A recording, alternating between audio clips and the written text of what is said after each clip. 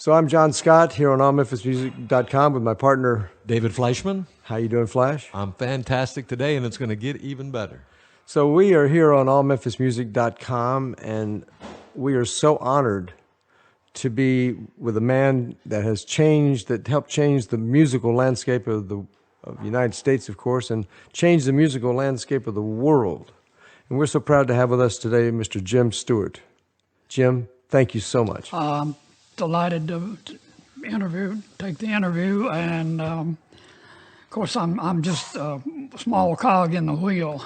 Yeah, you're a small cog, Jim. So Jim, why don't we start off by telling us a little bit about your childhood, where you grew up, and when you first knew you were going to get into music. Well, I grew up in a small town about 70 miles east of Memphis called Middleton, Tennessee, and I was a big country music fan. Of course, when I grew up, all it was radio, and I got my musical education from the Grand Ole Opry. Really? And so I started, my dad bought me a guitar.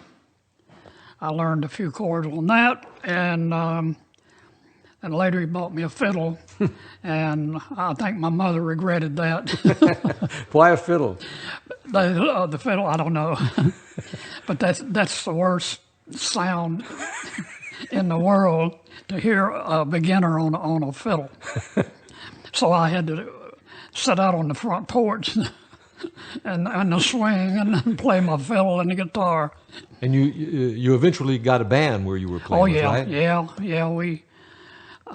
We had a little band that we played mostly for just our own enjoyment. And, there's not many places to play. So that's how it all started. But on Saturday night, I had my ear tuned to Grand Ole Opry. Somebody told us that your band actually had some opening acts, or an opening act we might have heard of before. Was it Elvis? No, it wasn't Elvis. At that point in time, of course, this was before Elvis. Oh, I see, okay. But when I graduated from high school, I moved to Memphis. Why did you move to Memphis? I didn't like farming. I didn't like following that mule down the cotton row when it's 110 degrees. So when I graduated, I caught the afternoon train to Memphis instead of the night train. Couldn't wait to get on it. Right. Couldn't wait to get on. And when I got here, I stayed with my sister, not the one I was in business with, my younger. She's the younger sister. Mm-hmm. And her husband, until I got it, I think our first job was Sears Rowboat. Wow. Everybody, sometime back then worked at Sears for a while. Crosstown. Yeah, Sears Crosstown. And and I made contact with some local musicians. Don't remember just how it started. Right. But somewhere in there, I met a guy named Fred Byler, who was a singer and played the bass, upright bass. So we formed a little band and started playing square dances. What was the name of the band? I don't even remember. Didn't matter at that time. Didn't You were matter. just playing. I was playing. That's all that mattered. Yeah. And of course, I did this until 1951 when I was drafted. So I spent 2 years in the Army. Was that during the Korean War, or was that During after? the Korean War, yeah, Korean War. Fortunately, I never went overseas. But and when I went into the service, I was stationed down in Fort Benning, and of course I met some musicians there, and I played clubs on the weekend. Oh, wow. Yeah, the VFW club, and also in Phoenix City, Alabama, which is just across the river from Columbus. Mm-hmm. And it was pretty rough. Columbus was known for its, they had some shady characters. Fighting going on yeah, in that area. So anyway, we played the VFW clubs and wherever we could, And so I was making pretty good money and drawing $90 a month as a PFC. Wow. So you were playing country music? Yeah, country music, oh yeah.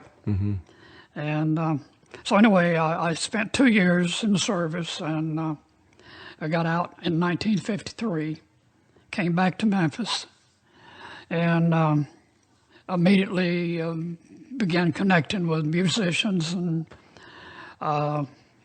Fred Bowler was actually was a classmate with my wife. But that's how I met him.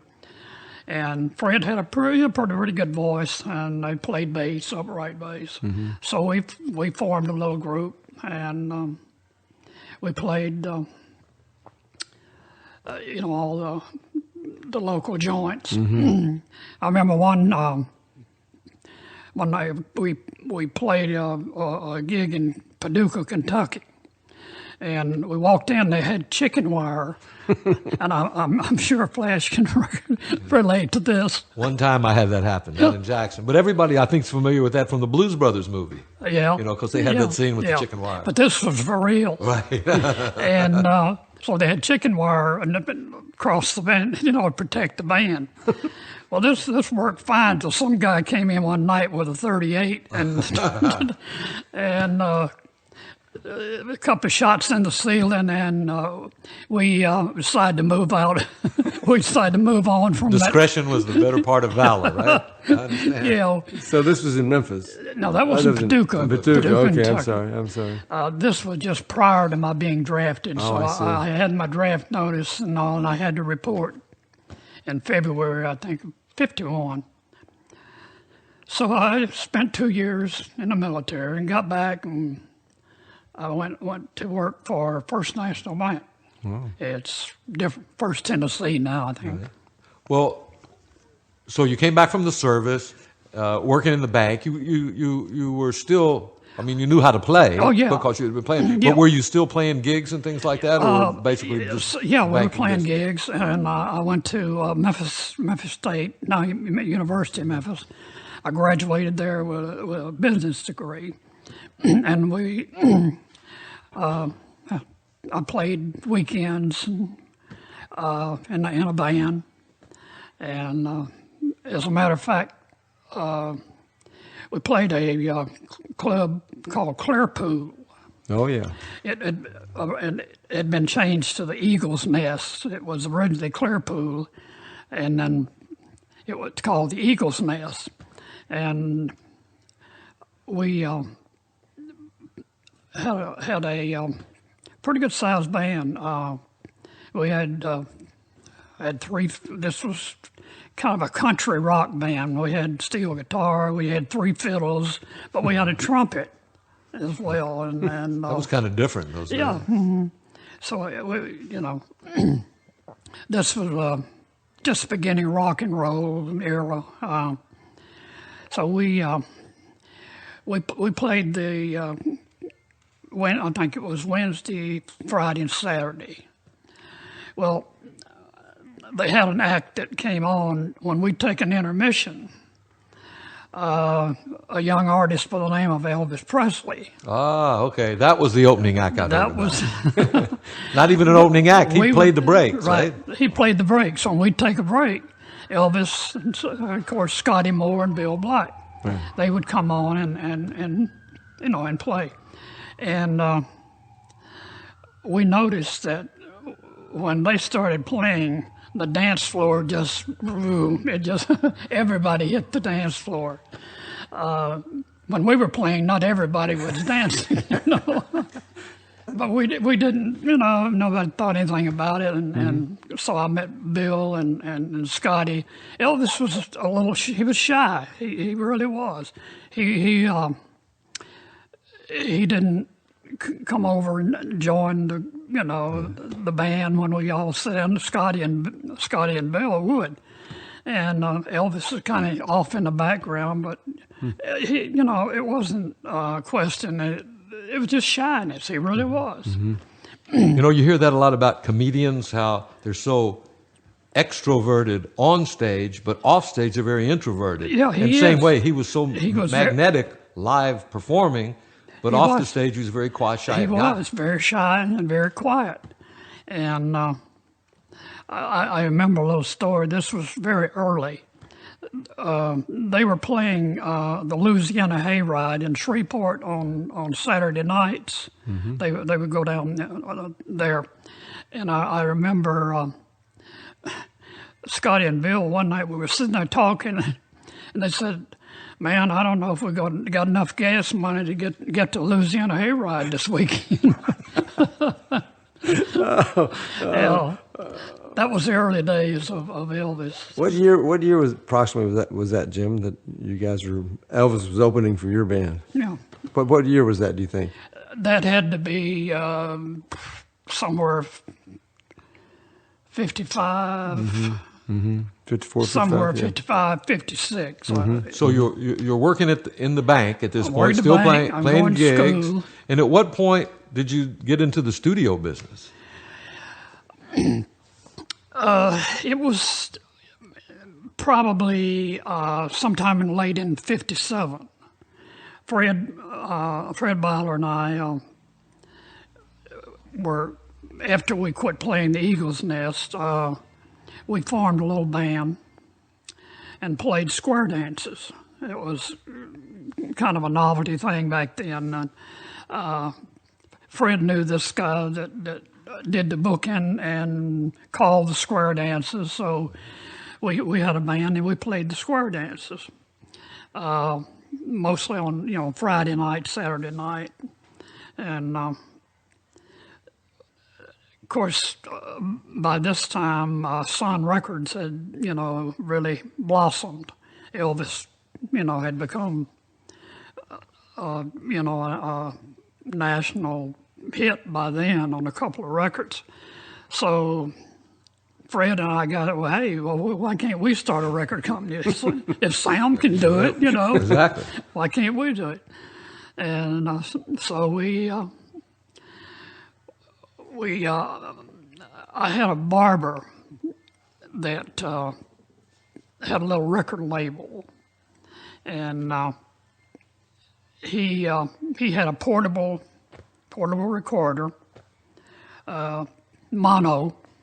Mm-hmm. So what we did, my wife's uncle had a double garage, so we converted that into a makeshift studio, and we didn't have any equipment, so we had to borrow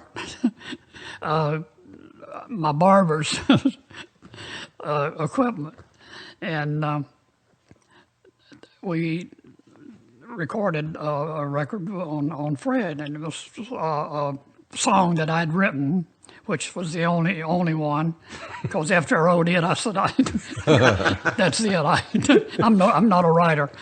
So we recorded the song, and we took it down to Sun, made a demo, took it down to Sun, and of course it was awful, and so we were disappointed, but not discouraged. Okay, well, we'll just form a label and put it out ourselves, So we did, and it was a song that I'd written, a country song, and so we did that, and made the rounds to the radio stations and the record shops, whatever.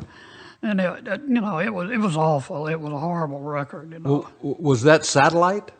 Satellite. That was Satellite. That was Satellite. That was the first right. record on Satellite Records. Were you still on the same equipment you had, or did you upgrade? We didn't have any equipment. You didn't have any equipment. It belonged to the barber. My barber. So how did you Ellis? How did you go about getting the equipment that? Well, Fred was working, and I was working, and so we bought a portable tape recorder and a couple of microphones, you know, and set up shop, as I say, in my wife's uncle's garage, double garage, and we did a couple of things there. I remember one, we recorded a record on an artist by the name of Don Willis, and it was called Boppin' High School Baby. Look out. Look out. Boppin' High School Baby. And you know that record is a collector's item in Europe today. You can't even find it. Is that right? I do believe that. It really is. I didn't know it until a few years ago. Wow.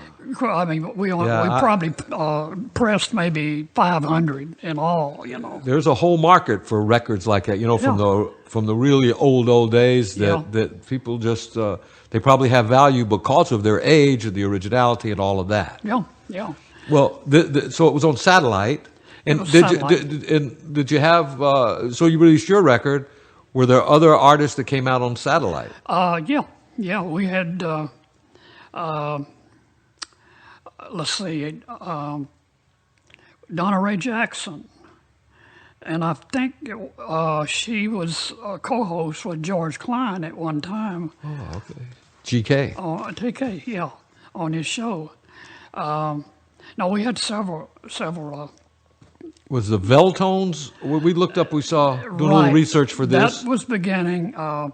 Okay, so what we did, we decided we need a larger place than the little double garage, and at that time, my sister got interested. She's always been into music. She worked at Union Planters Bank, and I worked at First National. So she wanted to get in the record business. Well, Fred was got discouraged, and decided he didn't want to pursue it any further. And he was a DJ also. He was when KWAM was in West Memphis. I don't know if you remember that or not. No. Yeah, I'm very well aware of that. In fact, the KWAM story is a story that needs to be told, because there's a lot of people that got their start. That's right. I mean, a lot of people got their start. Especially your blues artists. Right. Wolf and Muddy and all of them. Yeah. And I think even and not a blues artist. I think Johnny Cash came through there very early on. Yeah. And we, as a matter of fact, we had a radio show on it. I was working with the band. This was after I got out of service. We did a radio show, and so one thing led to another. And we decided, we put out 2 or 3 records. Well, Fred got disinterested. He wanted to move on with his disc jockey, career, right. And I believe he moved to Little Rock. Well, that's when my sister Estelle, she'd always been very active in music. She was a pretty good piano player, and she loved the record. Of course, her son Charles or Packy was in a band called the Marquis, and when they were graduated from high school, or when they were still in high school, along with Steve Cropper and Duck Dunn and Wayne Jackson, I believe, was... Terry Johnson, I think, was the drummer. Terry Johnson was the drummer. And anyway, I think... Smoochie or somebody on piano. I forget who the keyboard player was. Smoochie Smith was the keyboard player, but I don't know if I think he came in later. I don't think he was actually an original member. But anyway, they had a little band called the Marquis, Steve and Duck and Packy, as he was known, right. Charles Axton. So Estelle, my sister, was always, she was interested in getting into business, and certainly because her son was, a musician, she wanted to help his career. Mm-hmm. So when Fred just kind of vanished, well, there was also another guy originally with us, Neil Herbert. He played guitar. So he was from up around Brownsville, I think. I met him, and at that time, and a young lady by the name of Nadine Easton, a blind piano player. Mm-hmm. And the reason I say that because our publishing company was called East Publications. Right. As soon as you said that name, I thought about that. That's where it came from. Yeah. Wow. And she was just a delightful person and had such a positive outlook, on life. I don't, if I were blind, I don't know how I could have the kind of outlook that she had. Just so, East Publications was named after her. But anyway, Fred left town, and we bought Neil Herbert's interest, I think, for $300.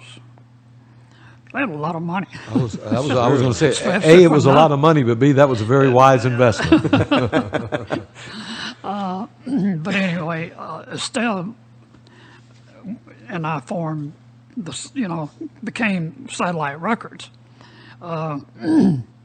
She borrowed money from Union Planters where she worked, and we bought an MPEX recorder. I mean, this was professional, and $1,300, I think. Now, that was really big money. That was That's uptown. big money. Uptown, man. She borrowed $10,000 on her house, and so we had to find a place to put it. So we decided. I had another friend that had a vacant building out in Brunswick, Tennessee, which is 15, 20 miles east of here.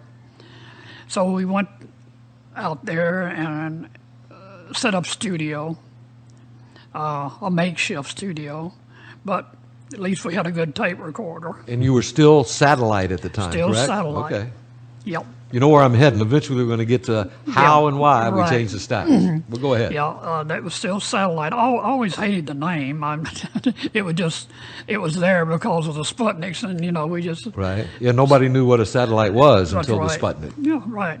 So anyway, we kicked around out there, made a couple of records, and nothing happened. And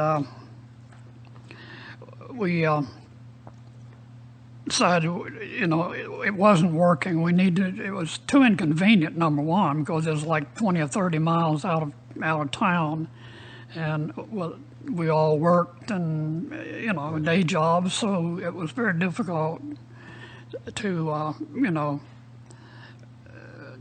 go that far. Yeah, in those days that was a nice little trip, actually. Yeah, it was. It really was. So we decided to look for a place in town, and my first thought, I don't know why, but we got to have a high ceiling. That was my number one. Right. That was my number one. When you look at it, it really is not that important. But I mean, to me, that was my thing. Got to have a high ceiling, because we'd been in that little garage, and the sound was awful. So we were looking around. I looked at a lot of the neighborhood theaters had gone out of business. So we looked around. I looked at one on Hollywood, Chelsea and Hollywood. It was called the Hollywood Theater. I don't know if you remember. I actually remember that. Yeah. And then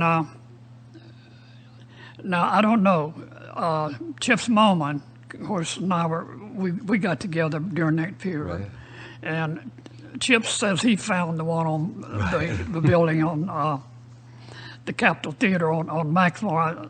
He's probably right. I don't know. I'm not going to one way or the other. It doesn't matter. But he claims that he found it.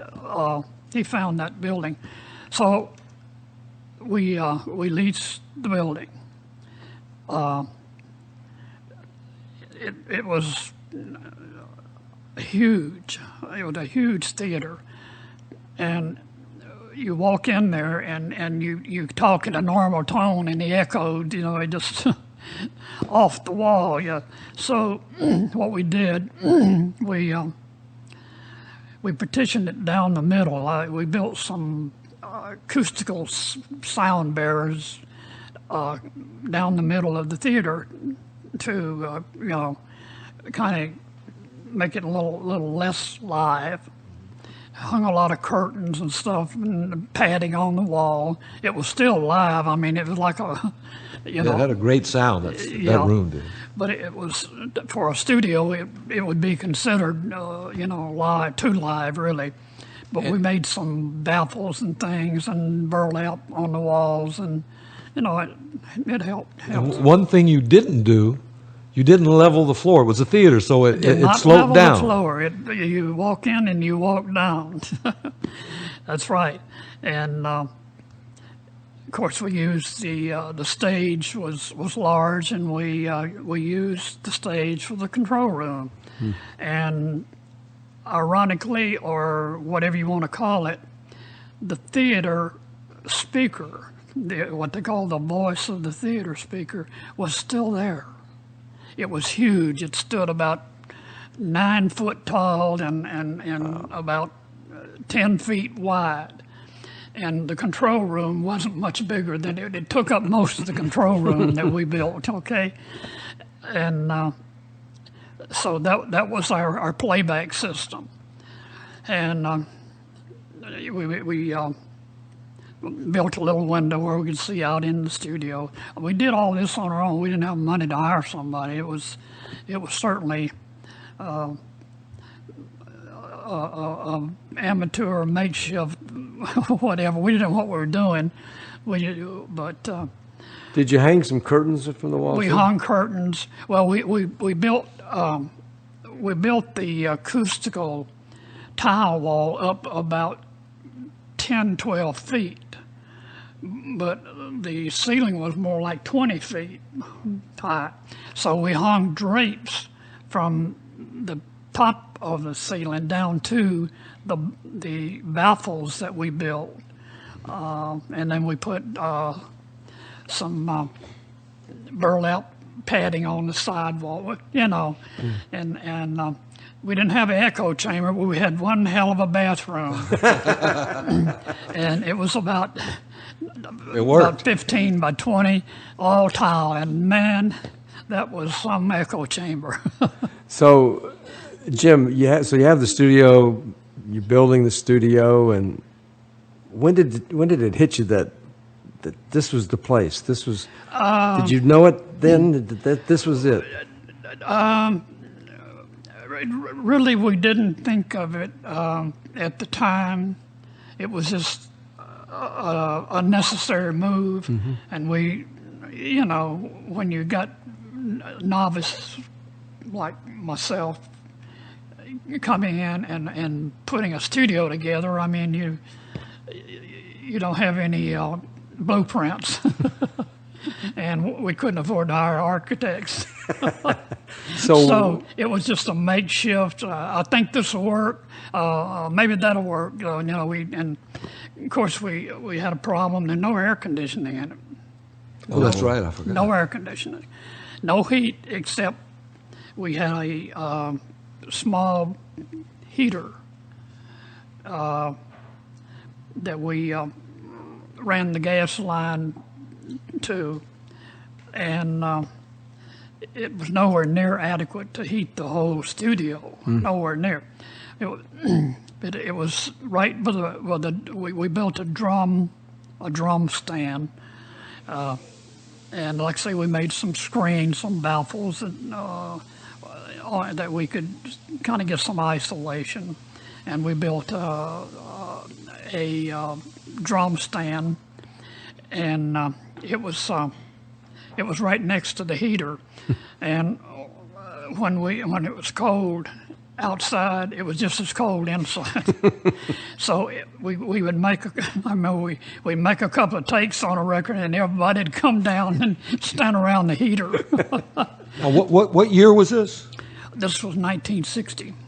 All right, so we moved in late '59, and we made our first record in early part of 1960, and it was a group called the Veltones, a vocal group. Where'd you find the Veltones? They came. What's the Field of Dreams? Build it, and they will come. That was really it. Wow. We built a studio, and word in the neighborhood spread that, hey, somebody's building a recording studio. So they would just walk in. And so anyway, our first record was on this vocal group, the Belltones.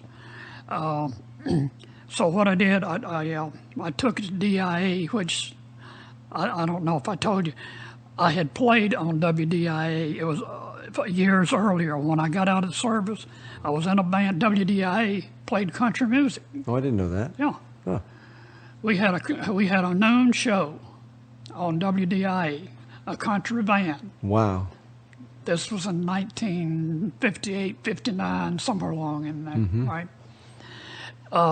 So anyway, by 1960, it had gone to R&B, R&B, and there was a DJ known as Rufus Thomas. So we made the record on the Belltones called "Fool in Love," and now I'm still working the bank, so I have to do this on Saturdays and a holiday, whatever. So I take the record in. And when I say take it in, I walk right into the control room. Rufus was on the air. And I handed him this record. I introduced myself, and I handed him the record. And he put it on the turntable. Wow. And then the Belltones. Well, in the process, Rufus and I got to know each other. I didn't know he was an artist at the time. Of course, he had recorded for Sun earlier in his career. So Rufus and I became good friends, and I found out he's an artist, and so, okay, let's make a record.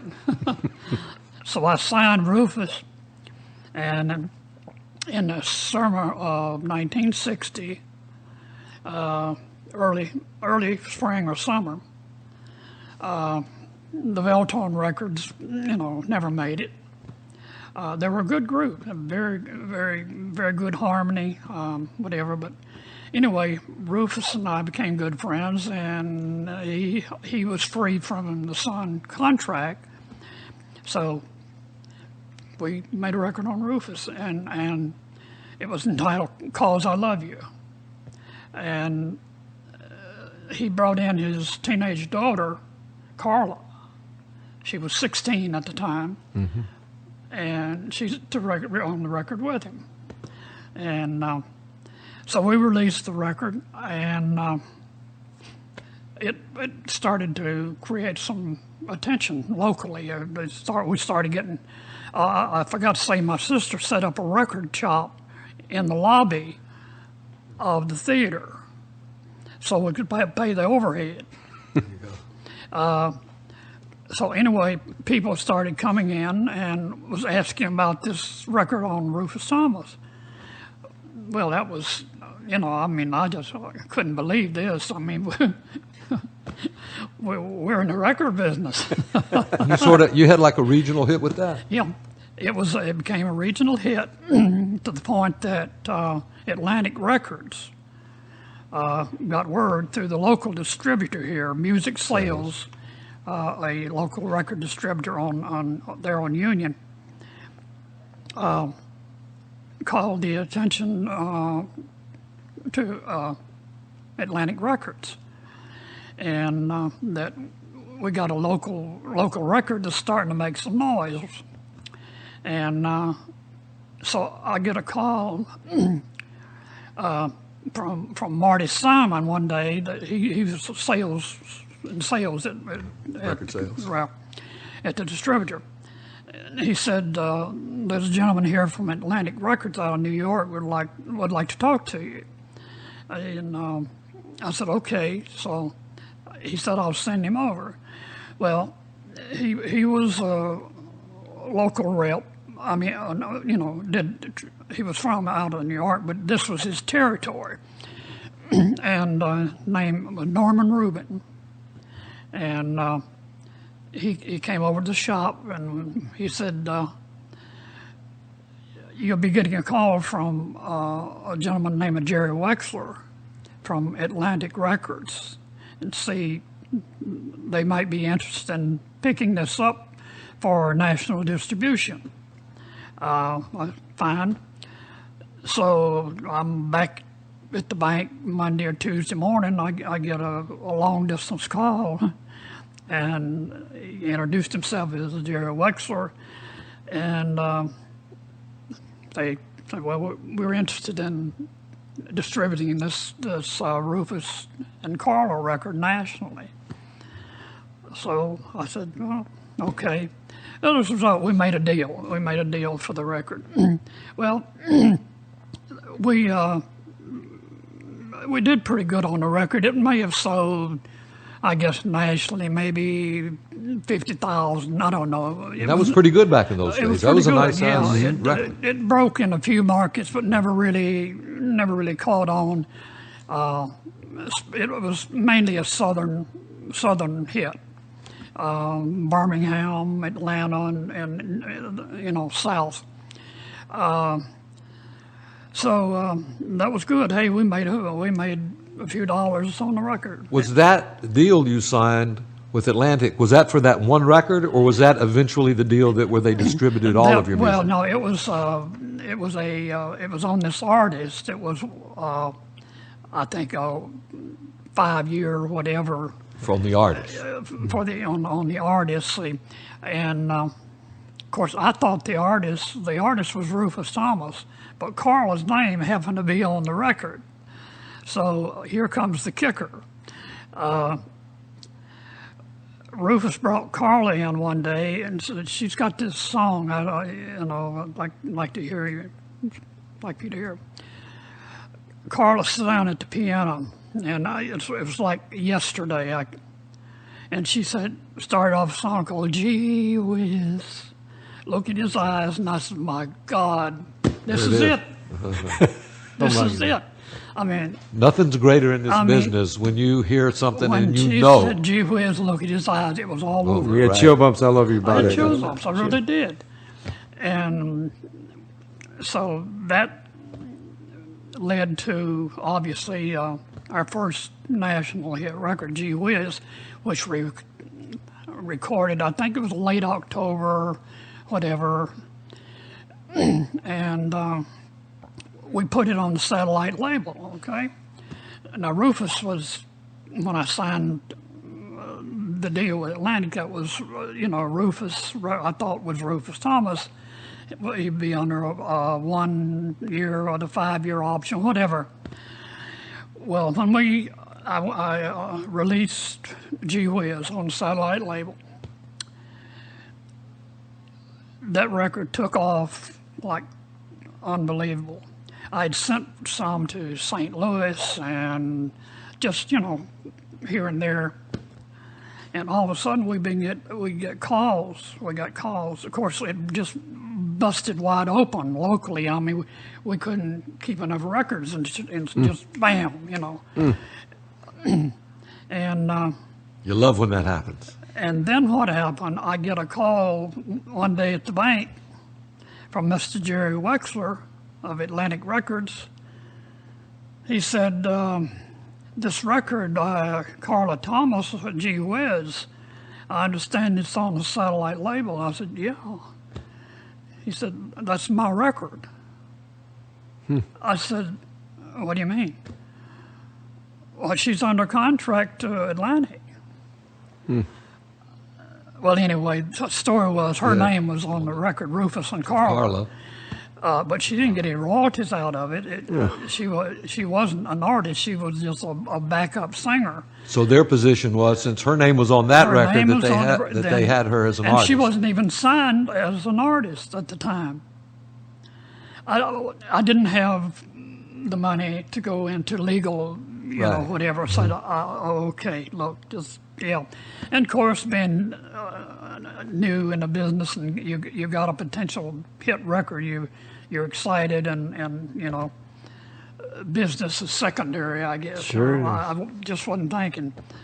And I should have been, because I was going to law school at night. Let me ask you this. You're working in the bank. Right. In the banking business, kind of a straight-laced business. Yeah. Bean counter. right? Yeah. A bean counter, right? Right. And all of a sudden you're getting calls from New York and this place. What were your fellow employees? What were they thinking? Did they react to it? You mean the bank? The bank people that you work, your coworkers. It was strange, kind of a strange situation, because, of course, when jumping ahead, Gee Whiz became a smash.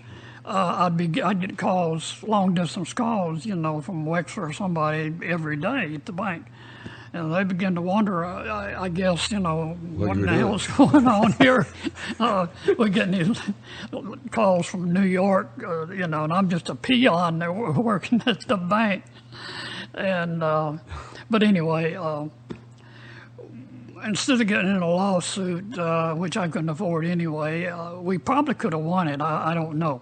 But anyway, we said, okay, leave it on Atlantic.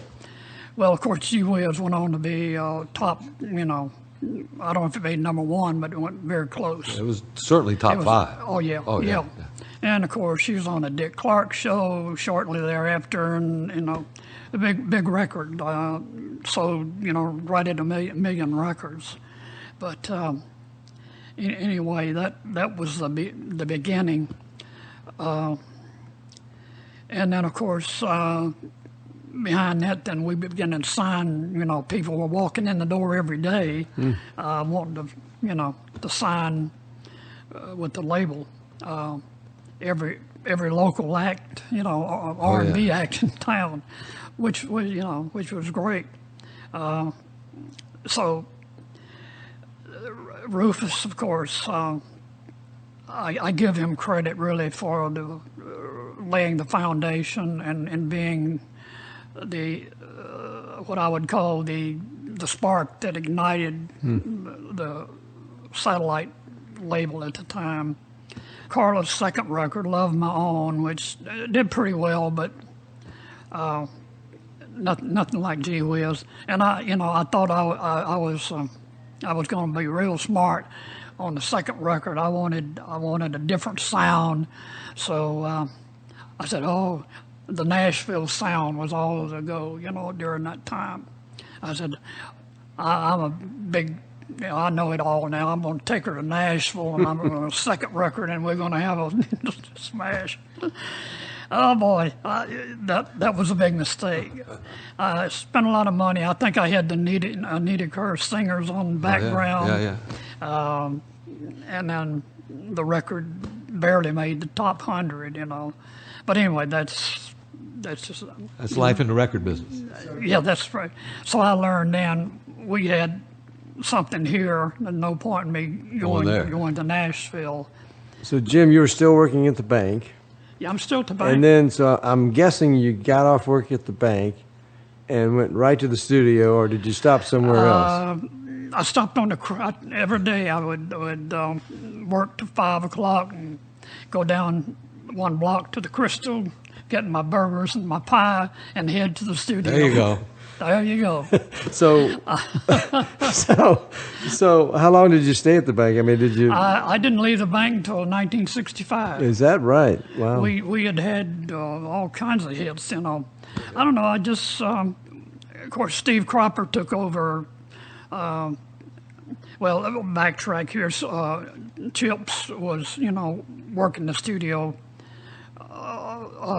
during that early period. Like an engineer? Yeah, sort he of was that an role? engineer, and would listen to anybody that came in. Well, of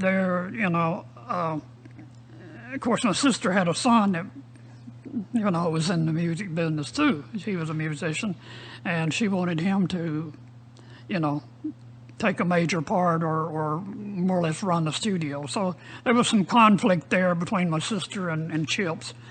So finally I just, to keep peace in the family, so to speak, I told Chips, I just I pay him some money, and, he could go on and do, his own thing. And he went on to have great success in America. Yes, he did. Chip's mama was a hell of a producer, is a hell of a producer and writer.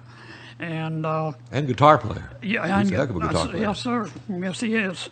So Jim, what was a typical night like at Stax Records when you got off from the bank and would go to the studio? What was a typical night? Typical night. It was a party, and I don't mean that. It was a party because everybody involved. This was something new. You know, it was a new experience for everybody. It was exciting. We had a couple of hit records, and it was just a group of enthusiastic, excited people, and just couldn't wait to get in the studio.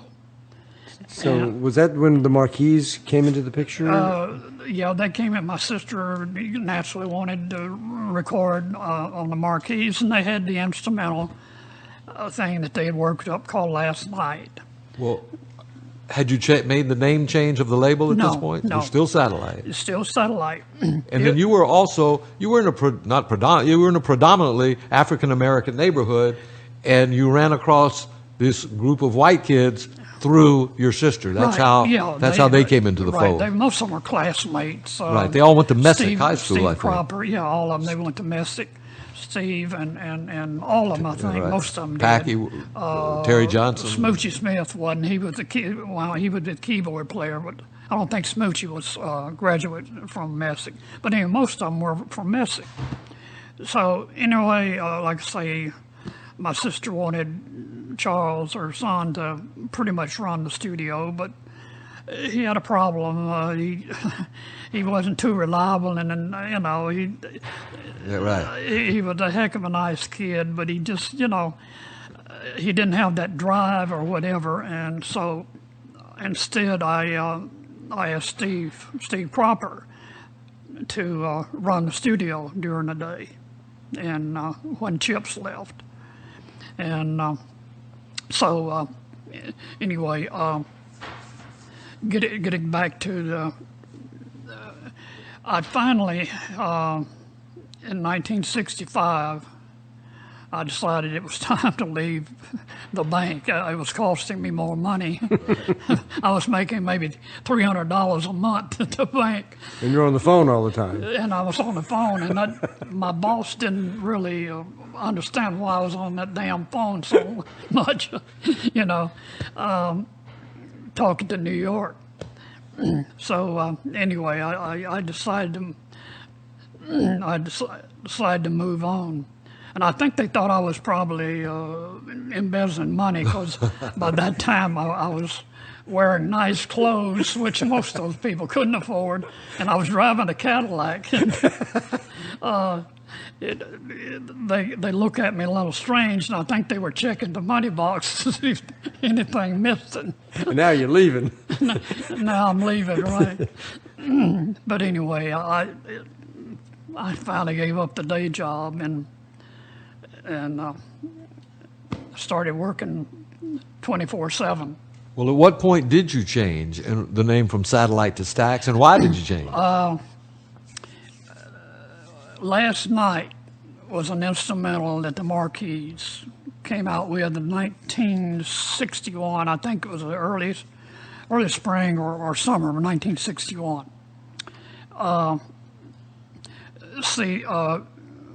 Satellite had not gotten known nationally because Carla was on Atlantic, and so was Rufus at the time. Label. So Satellite had not reached, you know, national recognition, the name Satellite Records.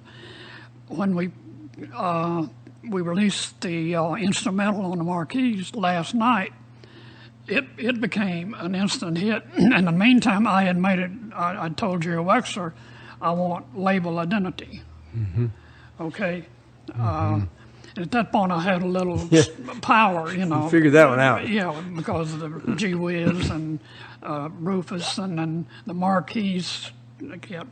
So it became the label was pretty much known nationally by that time. Well, I get a call one day from an attorney out of California, and they said, we own the rights to the name Satellite Records. I didn't know. I think they'd had a hit on some group. I had seen it, I think. But anyway, I never liked the name. I never really liked it. It was just something that, it was convenient. when Fred and I named it, I'd always wanted, to change the name or get another label name. And this attorney said, we'll be happy to negotiate, and blah, blah, blah. I said, no thanks, but thanks, So we dropped the name Satellite Records immediately, just like that. So what are we going to call it? And I was sitting around the table one night with Evelyn, my wife, and I said, well, it's very simple. You call it Stax. S-T-A-X. Stewart Axton. I mean, bingo. And you got that immediately, I'm sure. Stacks of wax. Right. So my wife named the company. Oh, there you go. Yeah. Wow. And so did the marquees now switch to we from switched Satellites to the Stax? next release, everything else, that was it. That was the last satellite release on the marquee. And that was in 61. That was in 61. Yep. And you were still independently distributed? We were distributed by Atlantic. Oh, okay. You signed. We had made a deal with Atlantic, and after last night became a big record, then we negotiated a 5-year deal with Atlantic for distribution, because we still didn't have the personnel, the promotion and distribution network. Because I had just, I had been spending all my time at the bank, and then when I was in the studio, it was in the control room, because I did all the engineering for years. So basically, here you are with a studio. You got Stax Records name, and you're basically in an African American community, and that was unheard of, I think, at that time, probably, right? Yeah, really was. It was unprecedented. Yeah. So how did that melting pot all come together? By accident and the grace of God, I guess. Really, we were in the right place at the right time. So I don't take a lot of credit for being smart enough to know when to move to Macklemore Avenue. But of course, word spreads rapidly, as you know, in this business. And after Rufus's hit and Carla's hit, of course, Rufus is still on the radio every day, and he's out, and so it just got to the point. They just walk in off the street. William Bell walked in. Just all of them. All they of all them. came in off So the street. But Albert- they were all, so many were neighborhood kids, Yeah, right? they were neighborhood. Booker right. T lived around the corner, and Wow. of course he just walked in one day, and we decided to buy a Hammond organ. We didn't have one when we got there. It was just a used piano that I'd picked up somewhere, and so after we had a little money, we upgraded the studio and got a Hammond B3 and some better mics, some Telefunken mics, power mics, because we were using Sony little cheap mics originally, because that's all we could afford. And originally it was just a portable tape recorder, and we finally had enough money to WW Distributing down on Madison Avenue. I don't think they're around anymore, but I hadn't thought about them in a long time. I think his name Leon Sides was a salesperson there. We bought an Ampex, a mono Ampex tape recorder. It's $1,300. Hell, that's a hell of a lot of money. Well, yeah. $1,300 Sure it was. for a tape recorder, and 2 or 3 mics.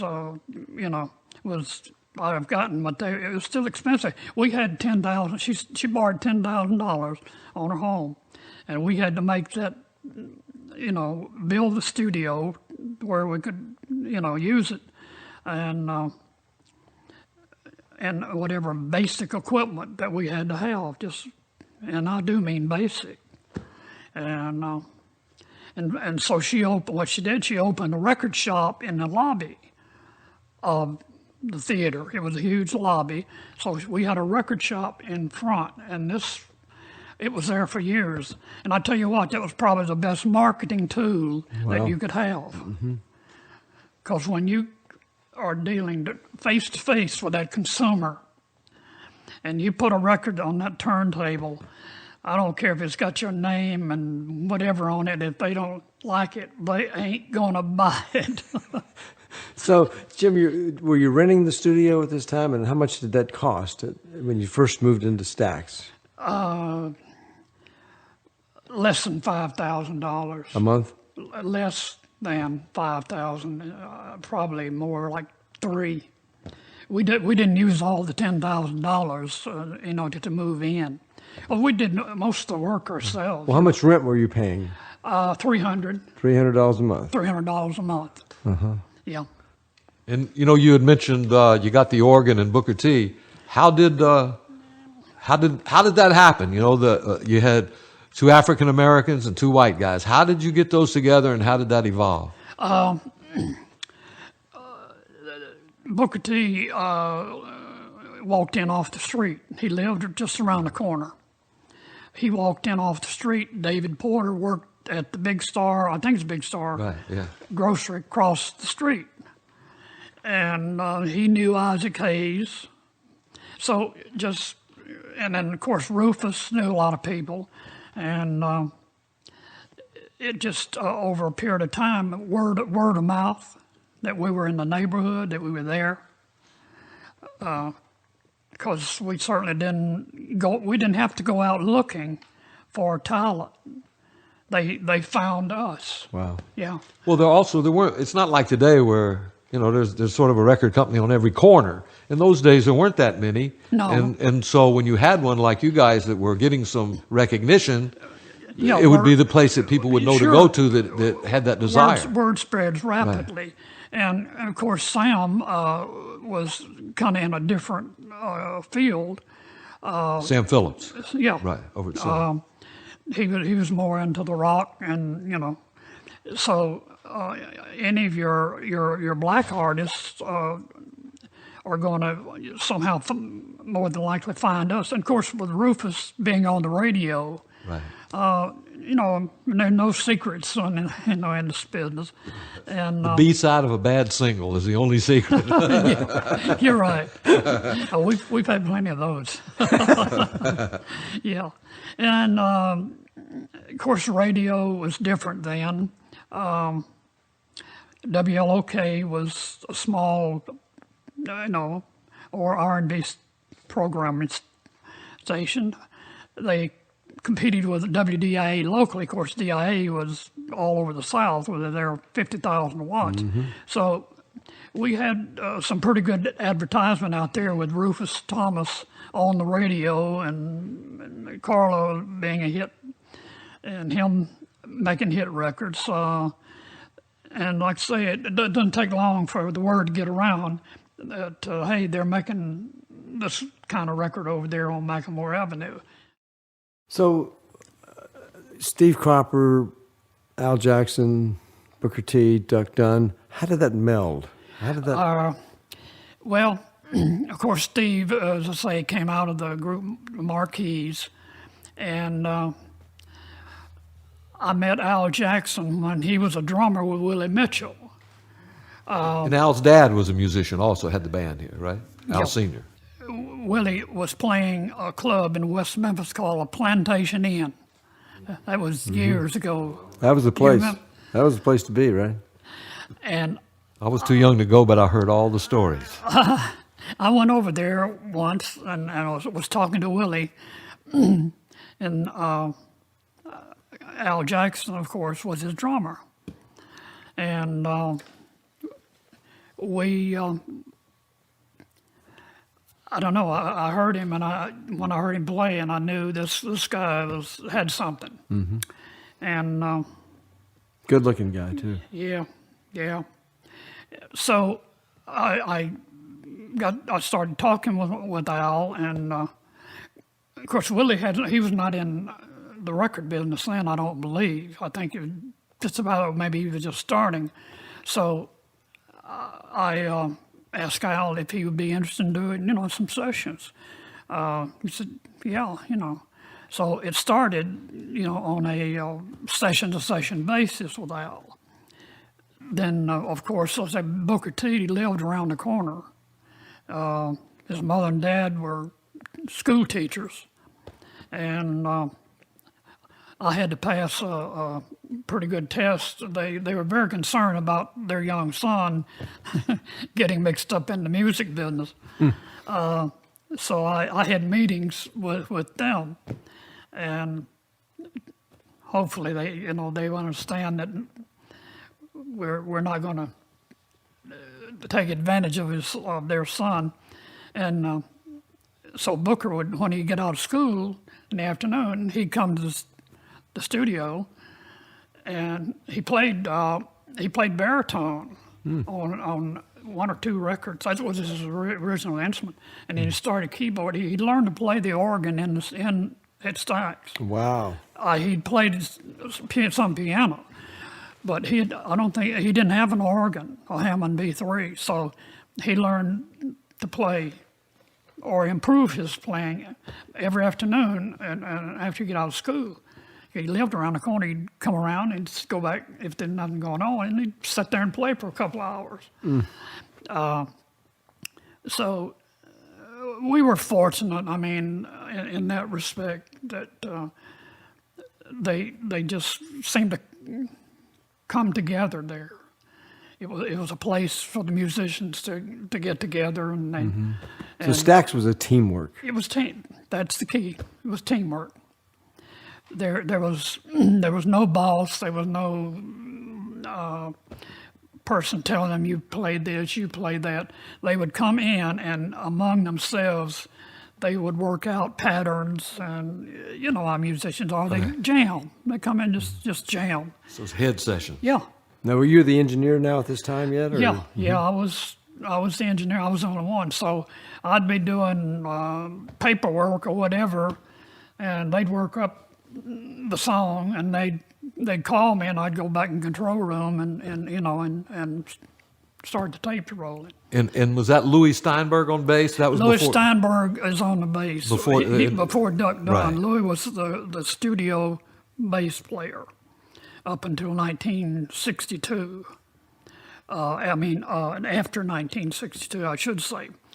And of course, the Marquis, they split up, and of course Steve became the manager of the studio, pretty much, when I was still working at the bank. You say the Marquis split up. I think Ray Brown, who was a booking agent here, had about 6 Marquis bands out on the road. Well, that's the way it was in those days. Yeah, right. The original bands split up. So Steve came to the studio, and now Duck was not, we didn't use him on bass originally. It was Louis Steinberg. He was the bass player. So eventually the Marquis, they finally broke up. So that's, as I say, Steve became the in charge of the studio while I was still working at the bank, from probably early 62 to 65. He was pretty much the booking, and I did all the booking and whatever at the studio, and auditioning and things like that. And so Booker T became an accomplished organist, piano player. We had a bunch of Marvell Thomas, right. Rufus' son. Mm-hmm. We used him a lot. Marvell is a very underrated musician. And a sweetheart of a guy. Yeah, he is. Marvell's He terrific. really is. So the Thomas family, I've always said, was one of the probably biggest contributors, or to Stax's success. I You mean, know, you got Rufus, you got Marvell, who is an excellent musician, and Carla. And Van Ness, Van Ness, the other one. although she left. But I think Van Ness is one of those singers that does back up with everybody from That's Pavarotti right. to That's Sting right, yeah. to everybody. She went on to New York. Right. And I think Got a heck of a still career. lived, yeah. So the whole Thomas family, played a big part, in Stax, certainly in this formative years. And did you record when that? What was the? How did the first Booker T and the MGs record come about? Okay, that was kind of by accident. They had been playing as a backup studio, but they were not a group. They had not formed a group. Steve, of course, was the studio guitar player by then, and Booker T was one of the major keyboard players, but Isaac had also come on the scene by then. And so it was a switch between Isaac and Booker T on keyboards. And of course, Booker T went away to college too. And then Isaac stepped in along with Marvell. So we had, we had a choice of some excellent musicians. Isaac Hayes, Marvell Thomas. Isaac Hayes, Marvell Thomas on keyboards. I mean, you can't beat those two. But anyway, Booker T and the MGs was kind of a accident in a way. We had, I think, Booker and Steve had been working on a couple of ideas, as we call riffs, on some instrumental things. But as a group, they had not, really gotten together and say, we're going to form a group. It wasn't like that. So one Sunday afternoon in 1962, early part of June, I believe it was, hot. Man, it was hot, and no air conditioning in that studio. And Billy Lee Riley, you know the name? Oh yeah, sure. Billy Lee. He was Flying Saucers, Rock and Roll. That was Billy on was Sam's not- label, right? yeah. That was on Sun. Yeah, Right. yeah. He had some hits on Sun, I believe. Billy and I had talked, and he was going to come in and play us. This was after, I guess, he was released by Sun or whatever. A Sunday afternoon in June, 1962. I talked to him, and he was going to come in and put down some things that he had worked on. Okay. Well, we got there right after 1 or 2 o'clock in the afternoon on a Sunday afternoon. And there's 2 stores here, and I don't know exactly which one, but the outcome is what is interesting. Steve said he never showed up that afternoon. I've heard that. Right. Okay. Yeah. I say he showed up, and we took a break, and he left. We got ready to go back, and he was nowhere to be found. But either way, nothing. We didn't accomplish what we were there for on Sunday afternoon. And everybody said, "Man, the afternoon is shot." I think Booker and Steve, some of them had been toying around with some riffs or something, as we call them. And they said, "Well, let's just see what let's just jam." The way Sunday afternoon's wasted. Might as well just jam. I think Steve said something about Booker. Don't you have a riff or something? Yeah, that they you had play around? they had some what we call riffs, that they had been working on. Okay, so I said, fine. I go in the control room, and they run over something. It was a blues thing. We called "Behave Yourself." That's the title of it. But it was just a blues riff. They started playing. Hey man, this is great. So I hit the record button. We made a couple of takes, and everybody come in and listen, because everybody would crowd in that little control room, and it's 105 degrees in there. And everybody, hey man, that's great. What are we gonna do for the other side? And I think Booker or some of them had been working on a couple of riffs. So we go back out. They go back out in the studio, and about 10 minutes later, not more than that, they started this doom, doom, doom, doom, doom, doom.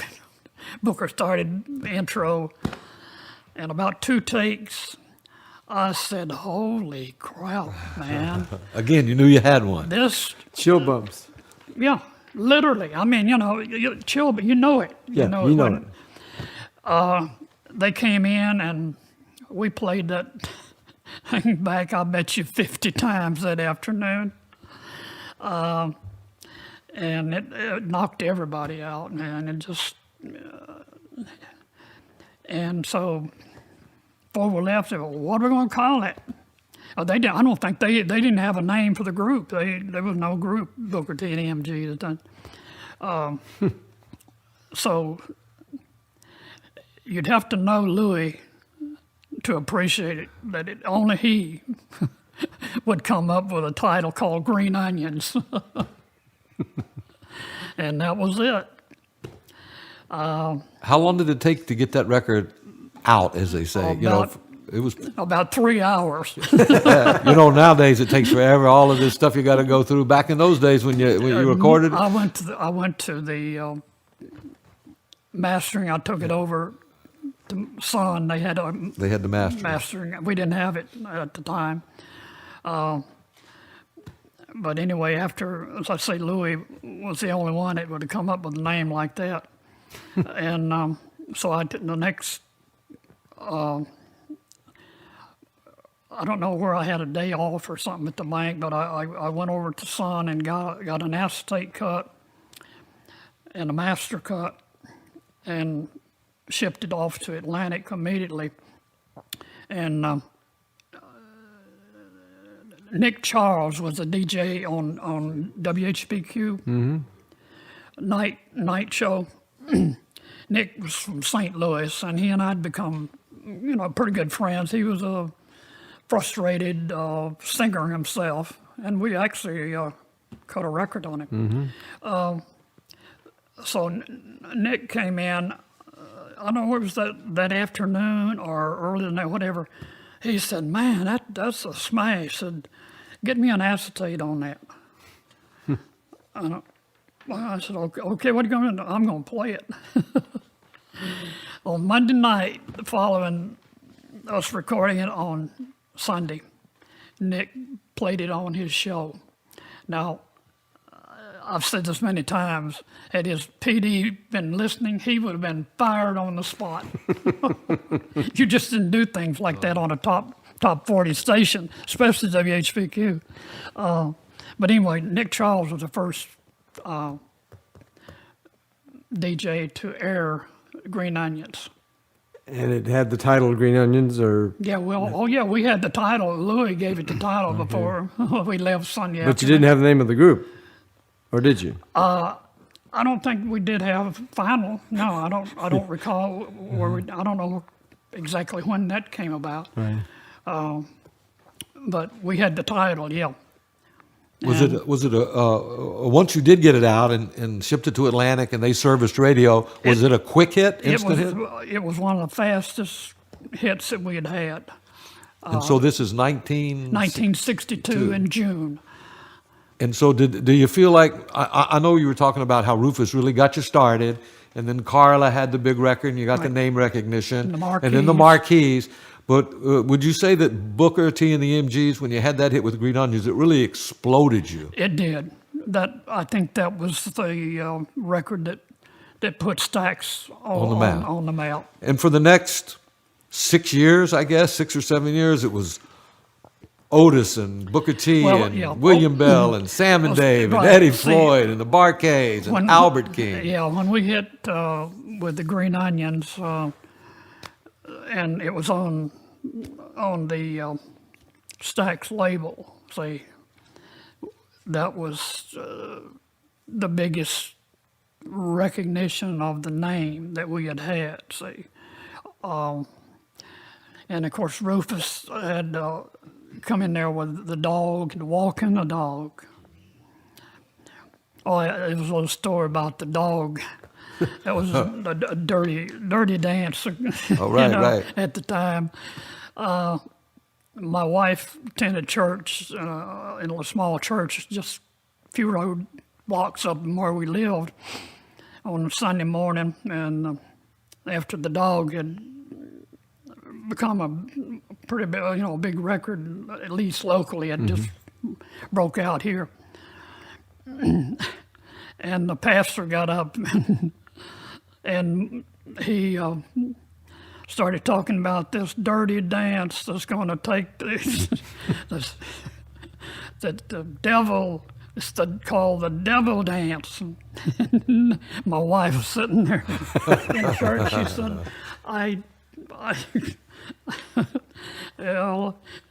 she was quite surprised and didn't know what to do but hide her face. She said, "That's my husband's record, God." So to clarify things, Booker T and the MGs stood for Yeah, Booker T and the Memphis Group. Is that right? right. How did that come about? Just by Just out of, necessity? I think one of them or two of them, they named their own group. And there was a car at the time, popular car like Little MG also. Remember that, the little cars? Sure. I had heard that, they were talking Might about have things. been. And then they realized that MG car, MG Memphis Group. Right. It could have been. So it must have been incredibly rewarding to have that, whatever it was, those 6 or 7 years, 5, 6, 7 years where it was just hit after hit by all these incredible artists. Yeah, and then of course Otis came on in the picture about this time. Right. So can you tell us the story of how Otis Redding came into your life? Joe Galkin, my dearest, beloved friend, he was a regional promotion man for Atlantic out of Atlanta. And he would work this market as well. And whenever he came into town, he'd come, he of course knew that we were being distributed by Atlantic. When he came in town, he'd always come with the record shop or the studio. And Joe had been a manager of an artist, Rosemary Clooney. Not too many, you probably don't. No, I remember Rosemary. Come on to my house, my You probably house. don't. He does. No, Pete, our engineer. Before his time. He managed Rosemary Clooney for a number of years and got in the record promotion business as a result of that. Worked independently, worked for Atlantic and other labels. And finally, I think he was just Atlantic only. And he worked out of Atlanta. I think he was originally born in Macon, Georgia. I believe. Another hotbed later on down the road. Yeah. And of course, Joe knew who Stax was because he's promoting our records down there. And he and Phil Walden had run across this singer, Otis Redding. He was just a singer in a band, and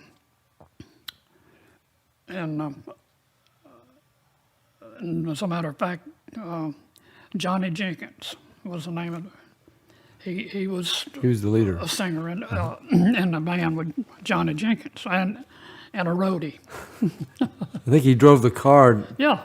from Macon to Memphis. Basically a roadie, and he would sing a couple songs, on the Johnny Jenkins Band. So Joe was in town one day, and he said he had this artist that he would like for me to listen to.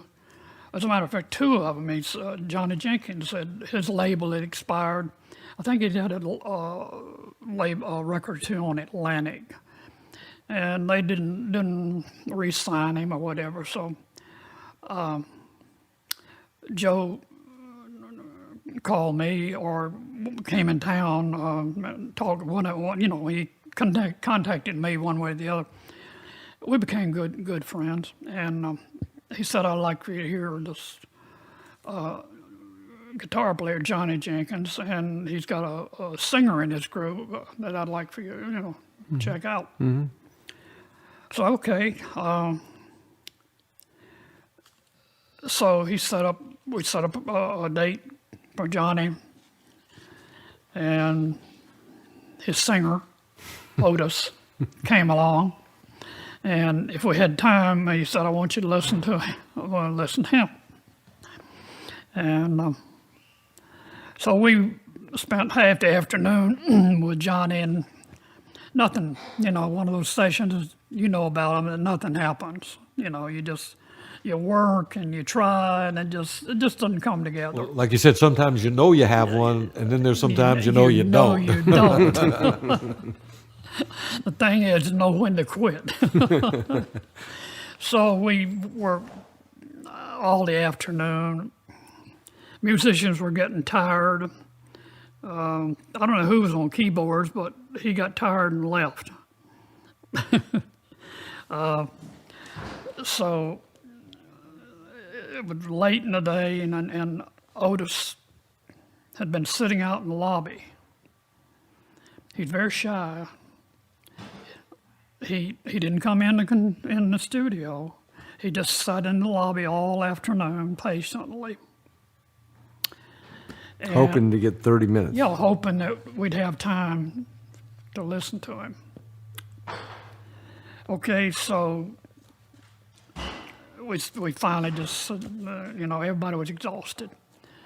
In fact, whoever was on keyboards left. I don't remember who it was.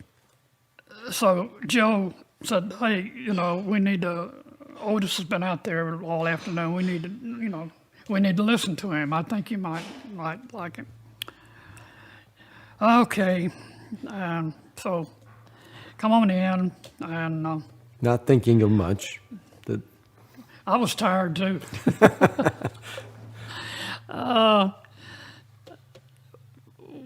We said we got no piano player. We only that would only be 3 musicians here. And Steve said, I'll Cropper said he'd play the piano, and Johnny would play the guitar. And Steve plays the piano about like I play the drums, not only, just, block chord, triplets, barely making the right changes.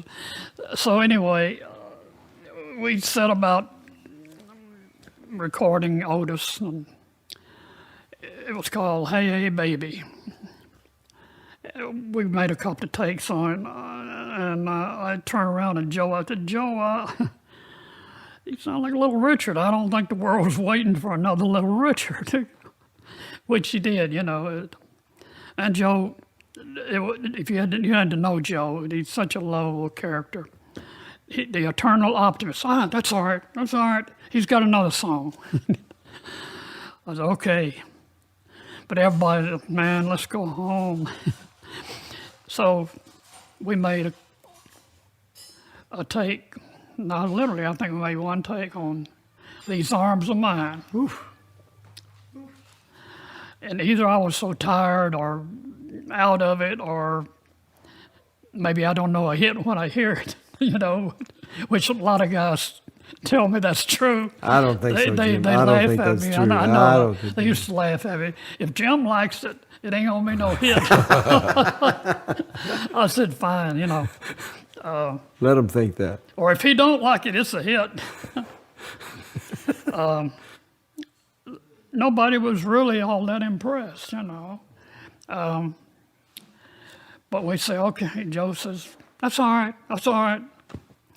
And we put the record out. So you signed Otis on the spot? We signed him. I signed him, yeah. Wow. I would never, that's one thing I learned, lost, my brief loss. You sign them before they leave. So we put the record out. Hey, Hey, Baby was the side Joe wanted to go on. Well, nothing happened. Absolutely nothing. And everybody we forgot about the record. And must have been 3-4 months gone by. I get a call from John R. Richburg out of Nashville, WLAC, 50,000 watt clear channel from Chicago to New Orleans. And I'd say most of his listeners were African Americans, 90% of them probably. Mm-hmm. Well, I don't say 90%, but he had a big African American audience. John R. called me one day. He said, man, you guys are crazy. You're on the wrong side of that Otis Redding record. So, and he flipped it? Yeah, he had flipped it and started already on his own. And he was already getting a response out of it. I said, oh, John, I don't know, man. I said, John, I'll tell you what I'll do. I'll split publishing with you and you can go ahead and stay on the record. Well, that's payola, but I mean, it exists in everything from politics to advertising to yeah, right, the whole country. It's the way of the world. Yeah, So John played that record, I guess, 6 months, and it broke. He broke the record. We started selling the record. Wow. And I started listening to Otis Redding. He was such a dynamic entertainer and singer, and that feel and that vibe and that emotion just touched everybody. It does. It really does. And of course, he every session he did, he gained more confidence, and you can feel it. And he has a keen sense of harmonies. He really came up with most of the horn lines in his songs. He would come in and he would get with the horn section and he would hum the lines that he wanted the horns to play. And of course they loved Otis because he was inspirational and got everybody excited. I mean, this was after the 2 or 3. He gained more and more confidence on each date. As he had hits. Yeah. Well, he believed in himself, and it took a while to make believers out of us, So what was the second song you recorded on Otis? I don't remember. I really don't. It was such a great string of music that he put out for those, what was it, 4 years maybe? Yeah, about 4 years, yeah. It was, I remember December the 10th. Yeah, I do too, unfortunately. It's one of those things. I played music, I had my band and it was a Sunday night and we were working at the club and of course we knew all the guys. We knew you and all the Stax people and I know boy, exactly. word filtered down about Otis and the plane crash and it was just, I know we were in a exactly. nightclub and we went from the heights of having great fun and everything to just the most somber mood. I know. Because we knew we had lost something special. And not just Otis, I mean, that was bad enough, but the rest of the guys, it was just a horrible thing. The Barcades almost won, and one survived, being Collie. But getting back to Otis, each time he came in the studio, he was more confident, and he he had a enormous sense of timing and just he was an amazing artist and person. I loved Otis Redding as per he would stay out the house a lot of times when he come in because he couldn't, there was no place to stay other than the rain. So he'd come out the house and he and I would sit down and we talked a lot. But after about 2 or 3 sessions, the musicians they couldn't wait. When's the next Otis session? I think Cropper told the story that they would just go into the record shop up there and just grab records and come back and write the lyrics down just to get anything on tape. Anything. He could take anything and just be a masterpiece when he got through with it. I heard that Steve pulled the record Satisfaction from the Rolling Stones and wrote down the lyrics real fast. Yeah, because he didn't know, and he still doesn't, if you listen, he makes up his own lyric. Well, I heard now, I'm not sure if this is true, No, Jim. I'm saying you can't understand half the lyrics on it, but you get the message, so it doesn't matter. Well, I had heard that they were scribbled so fast, he said, I can't get no satisfaction. Yeah, Satisfaction. Now, is that true? Yeah. He couldn't pronounce a lot of words, distinctly, but he didn't have to. That's right. He didn't have to. It's coming from here. That's right. It was all from the heart. People ask me, of course, Dock of the Bay was his biggest hit, but that's not, to me, his best record. You get Shake. You got Try a Little Tenderness. I have always said, to me, the best Otis Redding record is Try a Little Tenderness. Absolutely. That's my I get my chill bumps right now preference. saying that, hearing that, yeah. Because For him to take that song and do what he did. I mean, he took it from here to here. Unbelievable. so And it was a very unusual. Try a Little Tenderness that's who had the hit on that? Somebody that was Sinatra or somebody. It was in that ilk, from that age, Somebody that like era. Yeah, that was certainly not an R&B. No, or, not what he did to it. Frank Sinatra, and probably he did it, I think. But it was a big pop record back probably in the 50s. I know Otis. I don't even know where he came up with the idea. Wow. It was his idea. Now, I know Otis, when he would sing that song live, it would go from here From here to and way go up through there, the and all of a roof. sudden Yeah. it was just like a religious experience, if I'm not mistaken. It was. It was definitely, you're right. There's nobody like him. But when people ask me what is my favorite over Otis Redding, they think, wow, Dock of the Bay. No, it was his biggest record. But my favorite record is Try a Little Tenderness. And when he doesn't, you're right. I've always said when he opens up, oh, she may be weary. Them young girls, they do get wearied. If you listen real closely, I think that's what he said. Instead of weary, Right. they do get wearied. But that was Otis. Yeah, that was Otis. That was the charm and the He beauty and takes the soul a of Otis song Redding. and makes it his. He'd make up his own lyrics sometimes, right? Yeah, he would.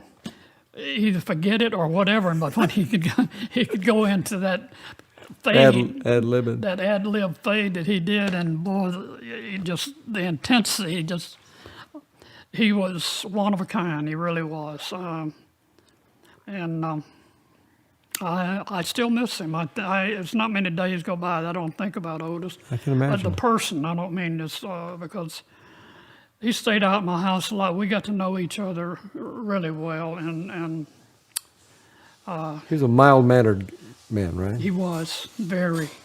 I never saw him get really upset. I saw him get a little agitated, maybe when I saw him, but and he respected the musicians, and they loved him. The horn lines that he come up with, Wayne and Andrew, they would just freak out, man. How did he do that? Can you tell us, Jim, a little bit, just to digress a little bit about what it was like going from Memphis to playing London and Paris and recording those sessions live. What was that like for you? Had you ever been out of the country at that point? That was my first trip in 67, I believe. That was my first trip out of the country, and of course we recorded two albums, and I didn't get to really appreciate the performance because I was with Tom Dowd and I were Engineers. running, recording. Wow. We were backstage, and so he and we were setting up the mics and taking care of that end of the. But I could hear the reaction from the crowd, and it was unbelievable. They loved the Memphis sound in London They loved and Paris. it, and of course, Sam and Dave were on the show, and Otis and Sam and Dave, they were trying to they were competing with each other, so it was really unbelievable. Well, you had, I mentioned a little earlier, you had that 6 or 7 year period where you just had hit after hit with all of these unbelievably talented, incredible artists. You had great writers, Homer Banks, Betty Crutcher, all of those people. The whole team, besides just the artists that everyone knows, that great supporting cast was in there. Well, to me, without sounding whatever, without a song, you don't have a record. I don't care who the artist is. I always say if you're a record company, the three most important words are artist, artist, artist. And if you're an artist, the three most important words are song, song, song. Song, that's right. And one without the other, But it's harder to get a good song than it is to get to find an artist to do it. And that was that's why we built an actual artist, writers pool, or I concentrated on good writers. I gave as much, or tried to give as much attention to finding writers as I did artists. And they are harder to find. You can find more artists than you can find writers. And I don't mean to demean, you're an artist. I don't mean to demean the artist's ability, but you got to have a song to sell. Absolutely. Before you can sell it, no matter who you are. And that was one of the things that, and all I did was patterning it after Joe Bett music. I saw what he was doing. He had a writing. Oh, he did. He had a writing staff. Motown, we're talking about. Motown, yeah.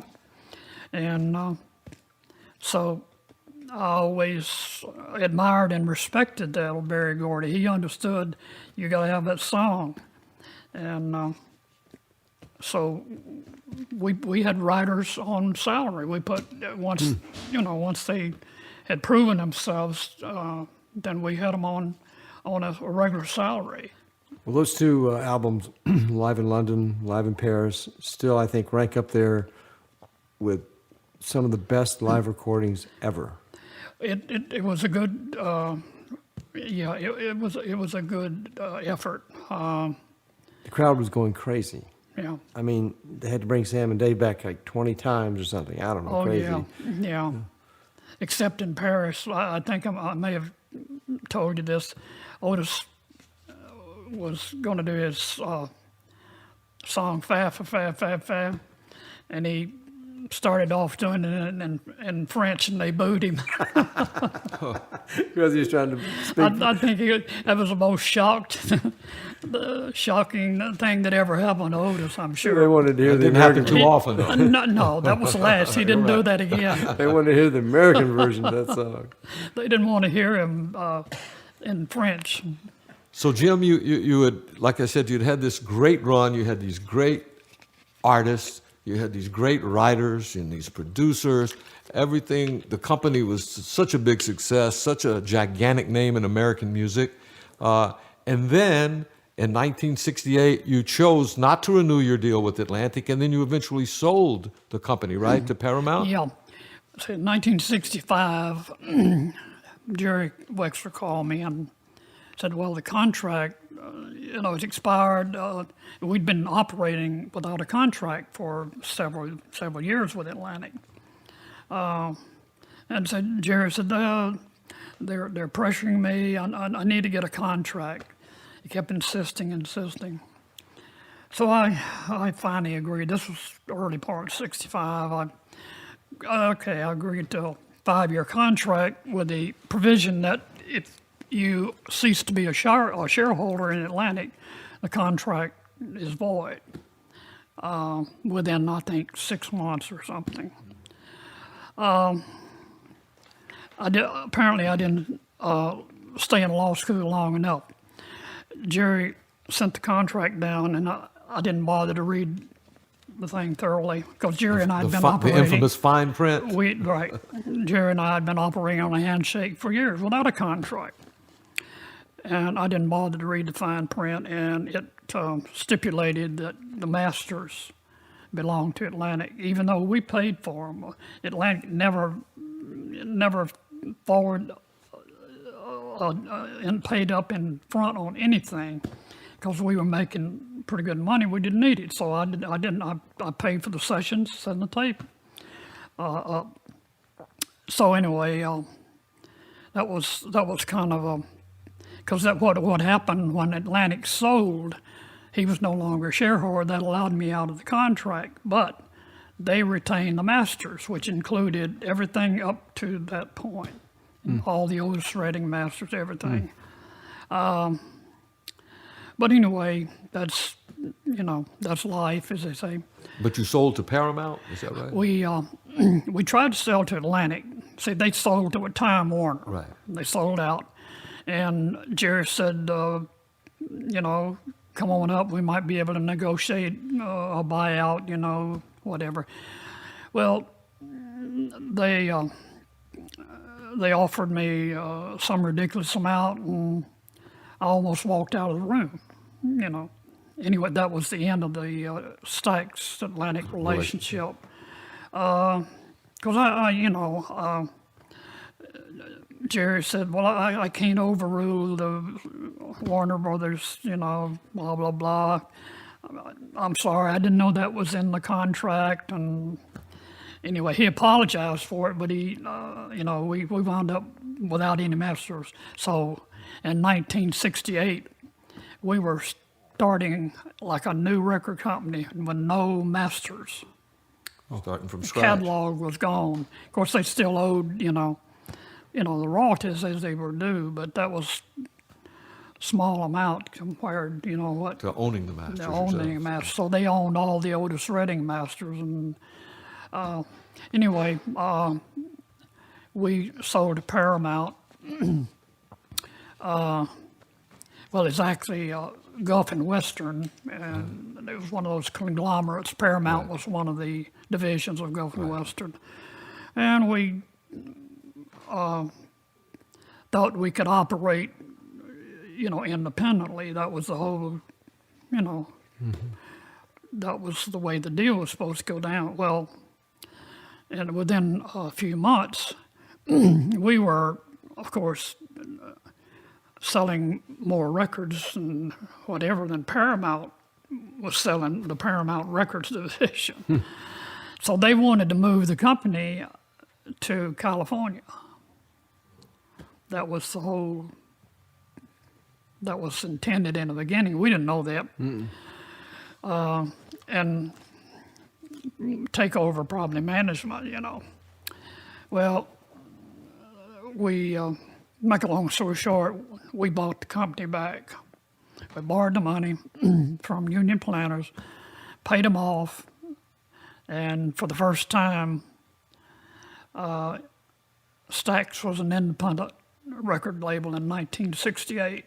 And was that the start of that era with Johnny Taylor and Isaac and That was the start of Staple Singers? or what- Staple Singers. Isaac became an artist, of course, and here we were with a payroll, a big artist roster, no masters. Ooh. We had all the makings of a record company, but no catalog. I mean, so we had to literally go in and we recorded, I think, something like 20 albums in a very short period of time. So we'd have a catalog to, to Bring some give capital. our distributors. Otherwise, no product. And out of that, of course, we made a lot of bad records. I mean, you go in a hurry and just throw things together, you're not going to come out with a lot of good stuff. But out of that came a record album with Isaac Hayes called Hot Buttered Soul, a single of the old Glenn Campbell record, By the Time I Get to Phoenix. That was Isaac's first hit. Is that right? Yeah. And that was a long song too, right? Yeah, the beginning of rap. He had about a 10 or 15 minute rap in front of the song. So when you talk about rappers, I mean, of course, different kind of rap today, but Isaac Hayes is the original rapper, if you want to, Look at it that way. look at it absolutely. that way, yeah. And it, amazingly, it was a very big album, and it put us in another category. That was about the only album that, out of the 20 whatever we did, that was any good. But then Al Bell signed the Staple Singers, and they, of course, immediately, had several big single records. Yeah, Well, they were such a big profile in the civil rights movement. yeah, they And, were. Yeah, they were. So they were so well known within that area. Yeah, And of course, they had, like we were talking about before, they had great songs and they performed them really well. yes, they did. And Mavis, Yeah, to this Mavis. day, fantastic. Yes, she does. Oh, yeah. So was that around the time that you came to Los Angeles and did the Watts? Stack? The Watts. The Watch Stax, yeah. That was Al Bell's idea to do the Watch Stax thing. We didn't sell a lot of albums, but it got a lot of national recognition for us. But the Staple Singers, of course, their hits were, very instrumental in getting us back, into, Respect Yourself. Respect Yourself, yeah. Then, of course, Isaac did the soundtrack on the Shaft, and we, of course, did something that very few record labels, even larger, certainly larger than Stax, has never been able to do, and that's an Academy Award That's right. Wow. for the soundtrack. Isaac won that year, I think it was 71. That was, we were quite proud of that for a little label out of the theater on Maximore Avenue nobody ever heard of. I think it's important to, we have a worldwide listening audience. And to any of you out there listening that come to Memphis, you have to go to that intersection of College and Macklemore, because that's where it all happened. And, there's so many things. The Sun Records people go to, Graceland. They want to see the river. You got to go see Stax, because if you love music, that's a place you'll love to go visit. They've resurrected the building. They've got a great museum there where they have all the artifacts from the days. It's a fantastic place. Jim, a few other things real quick. You told me one of your mistakes you made was Aretha Franklin. Can you tell me a little bit about that? Jerry Wexler called me, I don't remember, it was probably in early 60s, well, not early, maybe 64, sometime 65, that Aretha Franklin was available. She'd been on Columbia, I think, for a number of years, and she wasn't happy with the way her career was going, and so Jerry got in touch with her, or maybe she got in touch with him, I don't know. And he called me. He said, Aretha Franklin is available. Would you like to sign her? I said, sure. He said, well, she wants $25,000. I said, oh. Now this was before we had $25,000 in the bank to just, so, and then, of course, hindsight, as I say, is great. Looking back, it was a big mistake, but I would have had to borrow it either from Atlantic or somebody $25,000 to sign her. And who knows, we might not have been able to, select the right thing for her, or, she's a great artist, but you still got to have the right combination of songs and a number of other factors. Is that when she took Respect and had the hit from it?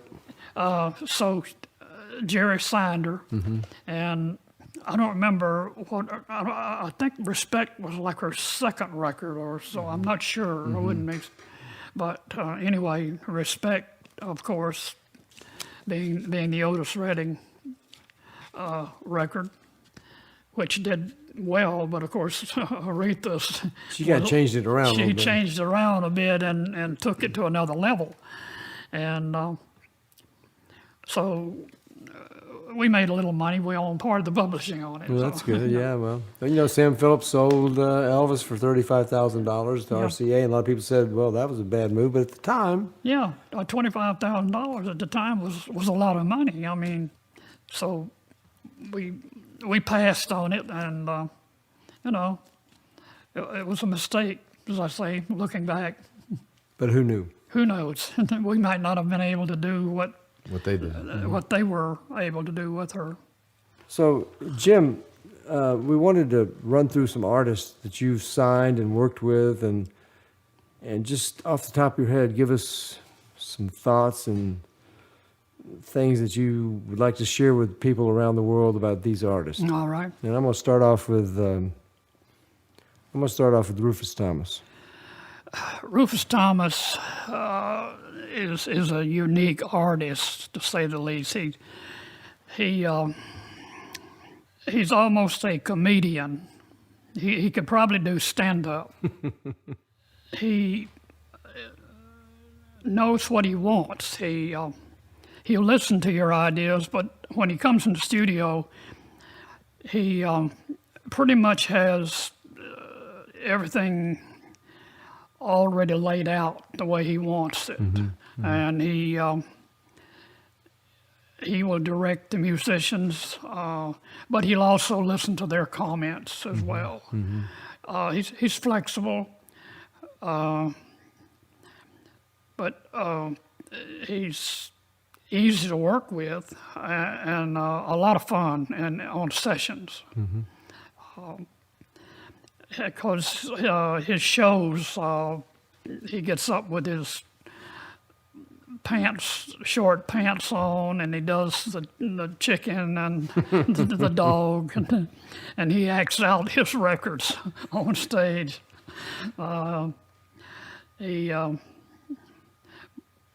And he's also a very good person. I enjoyed working with him. He is really somewhat the father of Stax Records, because he had the first hit, and his daughter, and she had the first million seller record we had, and then of course his son Marvell is talented, his other daughter Venice. He was a very special person in my life. I give him a lot of credit for the things he did. He was a goodwill ambassador for Stax. He was like a magnet, I would. Yes, he really was. And we've talked about Otis already. You've talked about Otis, and you talked about Booker, and you just talked about what a good person Rufus was, and one of my favorite people. I loved his music, loved his songs, but one of the nicest people, I think, in that whole stable of artists that you had was William Bell. Tell us a little bit about William, a real gentleman. That's the word. He was a real gentleman. William, of course, came in with a group called William Bell and the Del Rios, but he later, went out on his own. He was a great friend. He really was. I always enjoyed working with William, and I don't think he actually got the breaks that he deserved. I agree with that. He really didn't, and I always feel kind of responsible in a way that we didn't give more attention to William. He tended to get lost in the shuffle, I think, at Stax, but that did not certainly take away from his talent. Tremendously talented guy. So, all right, Jim, tell us about Sam and Dave. Sam and Dave, of course, we were not in contact with Sam and Dave that much because they were not local, and then the only time we would see them is when they came in for sessions. So I really didn't know that much about their personal life. We didn't really get to spend very much time with them. They would come in, and of course Dave and Isaac would have the songs pretty much ready for them, and they would spend the night before rehearsing, and then they'd come in the studio, and usually they weren't there more than a couple of days at a time. Do the sessions and get out. They would do their session and go. Yeah. Well, here's one I know you did spend quite a bit of time with, Eddie Floyd. Yeah, Eddie was he was certainly a part of the Stax family, and is always he was fun to be around. I never saw him depressed, and he kept everybody up, and he just such a likable person. Here's another for you, Jim. How about Albert King? Tell us a little bit about Albert King. There's only one Albert King. You got that right. The only one Albert. He walked in the studio one day, literally, without anybody knowing. I guess I didn't know he was going to show up. I didn't know anything about him.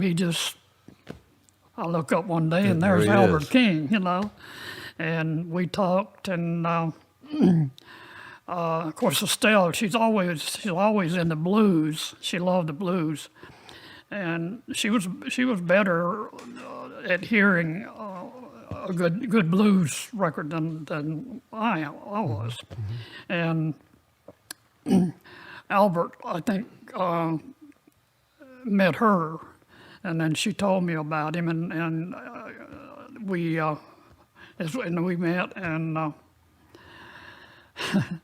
you have to be careful around Albert. See, Albert didn't know how to read, and unfortunately, and some of the musicians did not know that, and I never will forget. Alan Jones was producing him on a couple of records, and he made the mistake of putting some lyrics in front of him on the music stand, and Albert went off on him, and Alan was a little bit shocked. But anyway, he could make that guitar literally talk, and I don't think he ever tuned it, because what he did, he just pushed the strings until they were in tune. Yeah, and I'm not making that up. He would get it close to being in tune, and then if you just push the strings up, and that was his signature. Crosscut Saw, a legend of a song. Great. So many others. And he was a character, and I always make the statement that Albert would come in. He had this bus that he toured in, and he'd always come in with a problem, and I don't know. I think I bought about 15 transmissions for that bus that he had. Every time he would come to my office, man, my transmission is out, and I got to be in St. Louis tomorrow night. So here we go, another transmission. But he was a lovable character. And there's somebody else, we mentioned her name just a few minutes ago, but someone I think is just an incredible vocalist, Mavis Staples. Oh, wow. That's all you can say about her. Wow. I agree. She, to me, I categorize her with Aretha, she's got a style that nobody else can touch. And she's such a beautiful person too. She was quite an asset as far as I'm concerned. The Stax roster. As Pops too, he was a character, but he carried his weight. He had a sound, and it was all a part of the Staples singers. That's what I was going to ask you next. Tell me about Pop Staples just a little bit more about Pops. I really didn't know, since they did not, they didn't live in Memphis. I didn't know that much about him, and Al produced, all the Staples, most all the Staples singers' records, except one or two. So I really didn't know Pops that well for his person, but the group was phenomenal. And did you work much with Johnny Taylor yourself? I did initially. Johnny was, again, a character. Johnny would come in and he would bring a case of beer with him because that would last him through most of the session. Most of the session, but not all of it. Not all of it, if we were there, all day. But he, again, there's only one Johnny Taylor. I remember one situation, and Johnny was in Jamaica, I believe it was Jamaica, and we get a call, he's in jail. He was caught in the airport with weed in his pocket, not trying to hide it, it was just in his pocket. And of course, we had to pay out a few dollars to the right people down there to get him out, or he'd have been there today. And then another artist that I just think is the standard, the epitome of what I call that 60s R&B, the wicked one, Wilson Pickett. Oh, a character. Well, that's it, Wicked. That he's got a good name. Of course, he was signed to Atlantic, and we just agreed. Jerry couldn't do anything with him in New York, he said, and he asked us if we could take a shot at it. So he came down, and he and Steve got together, as always, the night before to Lorraine, and came up with the midnight hour on the first date. But he, let's say he's a very strong-willed person. It's a very good way to put it.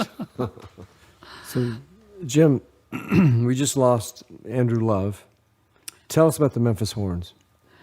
The Memphis Horns, they were an integral part of the Stax sound. The Memphis Horns were the voices, the background voices that most of your record labels would use vocals. We did not have, unfortunately, that vocal group such as the Temptations or, that the Motown groups. We never got to that point, so the Horns were our vocal group. And we never had any major hit records with vocal groups. The Astors had a record that did a little bit. The Soul Children? Well, the Soul Children was probably our best vocal group. They more or less had they had a Memphis sound kind of thing, but we were never noted really for our vocal groups. Now the Dramatics had hits, but see, they were out of Detroit, and Don Davis produced them, so he had that Detroit sound. They had that Detroit sound, but the local groups, we never were really that successful with vocal groups. Here's one I want to throw out at you. Now, you could probably talk for an hour, I'm sure, but talk about Steve Cropper. Well, you're right. I could talk an hour on Steve. Of course, we were first friends, number one. And Steve, of course, was an original member of the Marquis, but later came to the studio as pretty much a musical director or in charge of the studio for a number of years. But he was a dear friend above all. Certainly a guitar player supreme. Extraordinary. Yeah. And he contributed a lot to Stax's success. He produced, he wrote, he played. He did it all. He engineered. In fact, he laid the vocal track on Otis Redding's Dock at the Bay, which was the only record that Otis tracked, overdubbed. Everything else was live with Otis. And he never heard it finished. Right. We were just beginning to do tracking in 1967. Steve, as I said, laid the vocal track on Dock of the Bay. And last but not least, we talked about how we just lost Andrew Love, saxophone player with the Memphis Horns. We also just lost Duck Dunn, the bass player. Oh, yeah. And, yeah. Stax had a lot of tragedies. They really did. We had Raymond Jackson was killed in a horrible incident. You know, that one of the writers, one of the best writers that we had, and of course almost all the entire Barkays band in the airplane crash. So Al Jackson. It's Al Jackson, which has never been solved. Al was actually murdered. Al was murdered. I was in Europe at the time, and Al and I were very close. As a matter of fact, we produced the last million-selling record at Stax with Shirley Brown, Woman to Woman. Because I had been out of the studio quite a while until that one because of all the financial problems we were having. But Al and I went back into the studio early in '75 and with Shirley Brown. And of course, as I say, I was in Europe and I get the news that Al had been killed. And no one's ever been brought to justice. So I lost a dear friend as well as a great musician. Well, we talked about Al. Let's go back to Duck just a second. And, you know, the Duck Dunn that I know was such a joyous, outgoing, fun-loving, never down kind of guy. Is that the way he was? I never had the privilege of actually being in the room there when y'all were cutting the records, but I imagine that he was the same way in the studio as he was on the street. He was. He did not change. He was the same person in the studio or when in wherever he is. He's Duck Dunn, and that's it. And he was always upbeat. You know, I never saw him get down, and he was one of a kind. He really was, and we've been hit with a lot of tragedy lately. With, as I say, Andrew and Duck. Sort makes of you the realize how fragile life No, really is. absolutely, absolutely.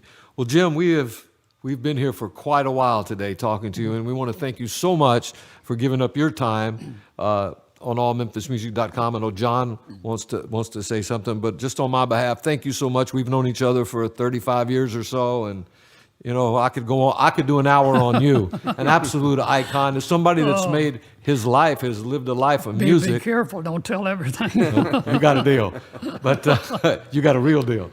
But I want to thank you so much. You know, your contribution to music is so great, and there's so many. Everybody in this town loves you, and your contributions have been so fantastic that so many of us wouldn't be where we are if it hadn't been for a lot of the things that you folks did at that intersection of College and Macklemore. So thank you so much for sitting down with us and giving us your time. Thank you. Yeah, no, it's been a pleasure, and I was just fortunate to have great talent around me. They made me look good. Well, Jim, I'll close with the cooperation between white and black musicians, as we said earlier, and producers are practically unprecedented.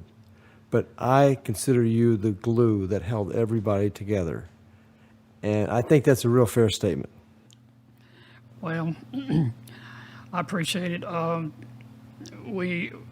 guess we were a trailblazer in as far as race in Memphis, because when we started in the business, as you all know, this was a very segregated town, and what happened on Macklemore Avenue, I think, was certainly probably not only unique, but probably the first real situation where black and white worked together and really enjoyed it.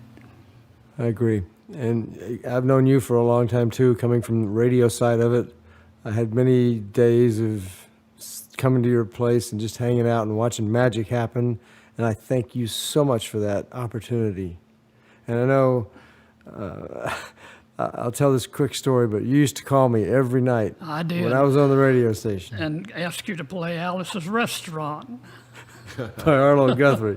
And you know what, to be honest with you, Jim, I used to love to play Alice's Restaurant because it was a long song and it gave me a chance to go outside and take just a little bit of a break, if you know what I mean. So I thank you for requesting that song and giving me the opportunity to come to Stax. I'll never forget the Party for Soul Man when it came out and probably went to #1. There was just an afternoon of just joy and love. And It was my pleasure, and I thank you for all the things you did. You were playing Stax Records when no other FM station or pop station in that city would play them. So we owe you a great deal of thanks. Thank you, Jim Stewart. Here on allmemphismusic.com, it's been our pleasure. It's been a great afternoon, and we thank you. You're quite welcome. You've been listening to a conversation with Jim Stewart on allmemphismusic.com, and we want to thank Jim for taking his time to speak with us today. We also would like to thank Kevin Kane and his staff at the Memphis Convention and Visitors Bureau for their continuing support of allmemphismusic.com and their help in making this interview possible. And a big shout out to our producer and engineer, the one and only Pete Matthews. And thank you, our listeners, for listening to allmemphismusic.com.